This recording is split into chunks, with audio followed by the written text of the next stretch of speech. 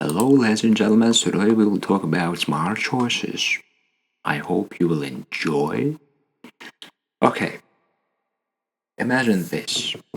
You're sitting there, coffee in hand, inbox open, brain half fried, and suddenly a decision lands on you like a brick from the fifth floor. A client, a deadline, a choice that matters, and your brain does what brains love to do under pressure. It freezes, overthinks, panics, or flips a mental coin. And that is not because you're bad at decisions, it's because nobody ever taught you how to decide.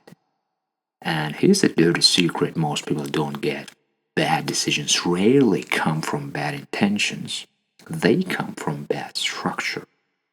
Now let's strip this down smart choices style, but in like a human language, not like academical outmail. The first idea, decision decomposition.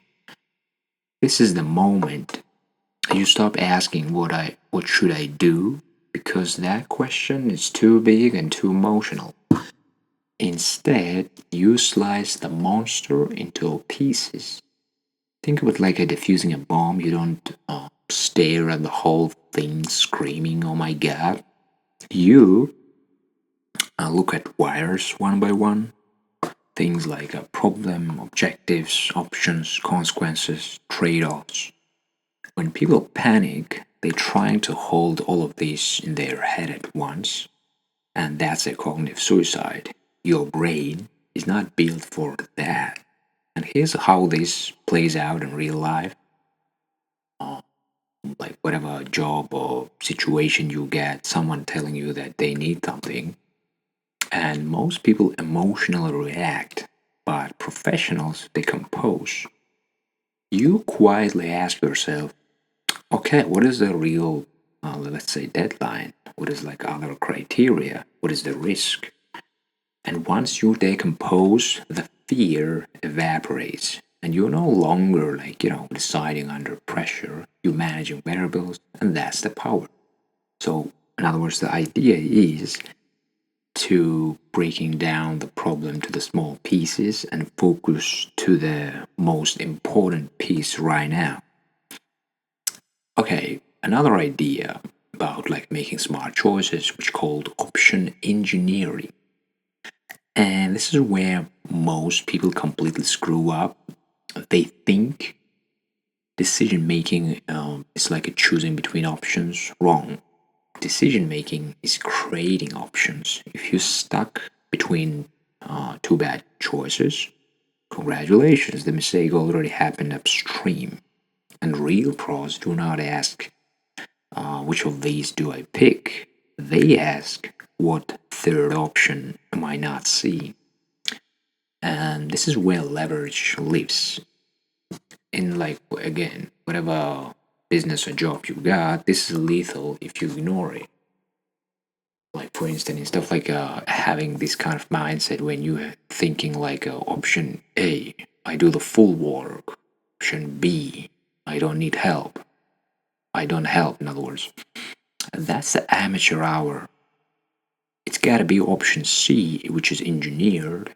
Things like, which is maybe combined with option 1 and 2, depends on the context, maybe, not maybe, but another completely different angle. And suddenly you reduce workload, you increase trust, you raise close rates, you lower funds and drama. The same decision, better options, completely different outcome. Remember this line, tattoo it on your brain. Your decision is only as good as your options. And another idea which is also good to know in terms of like making smart choices, which called proactive framing. And this one separates professionals from victims, because most people wait until decisions are forced on them. Deadlines, crisis, panic messages at 2 a.m. By then, the game is already rigged. But smart people decide before the pressure arrives. Whoever frames the decision first controls what is possible, what is acceptable, what is normal. And in your job, if you let the, let's say, client frame reality, you become reactive because you fitting your life workflow to their desire. But if you frame it, you become the authority. You don't say things like "tell me what you need."